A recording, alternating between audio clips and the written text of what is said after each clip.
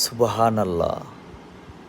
আল্লাহর সৃষ্টি এই প্রকৃতি কত সুন্দর, কত মনোমুগ্ধকর নৈসর্গিক সৌন্দর্য এই প্রকৃতির মাঝে লুকিয়ে আছে, যা দেখতে আমরা ছুটে যাই পাহাড়ে, সাগরে এবং বাংলাদেশের প্রত্যন্ত অঞ্চলে।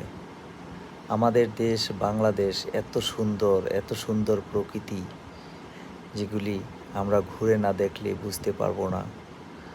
আসলে বাংলাদেশের সৌন্দর্য দেখতে হলে দেশের আনাচে কানাচে সব জায়গায় ঘুরে বেড়াতে হবে।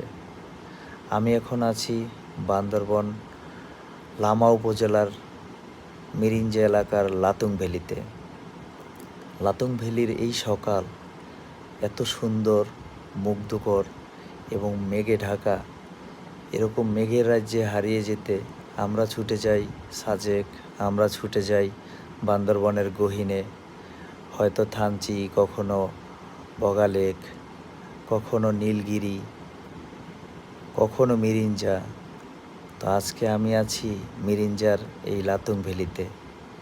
সাদা সাদা মেঘ, চারপাশের সৌন্দর্য। এরকম সকাল আসলে প্রত্যেকটা ট্রাভেলার বা প্রত্যেকটা ভ্রমণ পিপাসু মানুষের মন কেড়ে নিবে।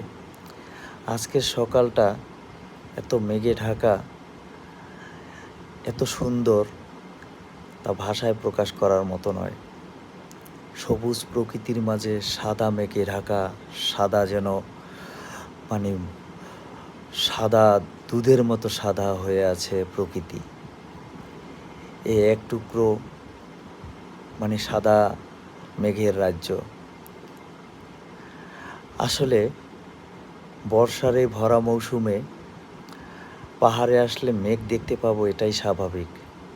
প্রতিদিন পাহাড়ে বৃষ্টি হয়, আর সকাল হলে, সন্ধ্যা হলে, বিকেল হলে, দুপুর হলে কোনো সময় নেই, যখনই বৃষ্টি হয় তার পরপরই আমরা এরকম মেঘ দেখতে পাই।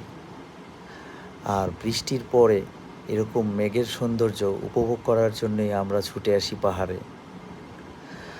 আসলে আমরা সবাই বলি যে যারা বান্দরবন আসি নাই, যারা পাহাড়ি অঞ্চল ঘুরি নাই, যারা সাজেক আসি নাই, যারা রাঙামাটি, খাগড়াছড়ি, বান্দরবন ঘুরে দেখি নাই, তারা বাংলাদেশের আসলে সৌন্দর্যটা কী সেটাই আমরা বুঝি নাই।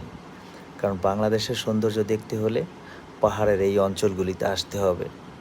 বাংলাদেশ আসলেই অনেক সুন্দর।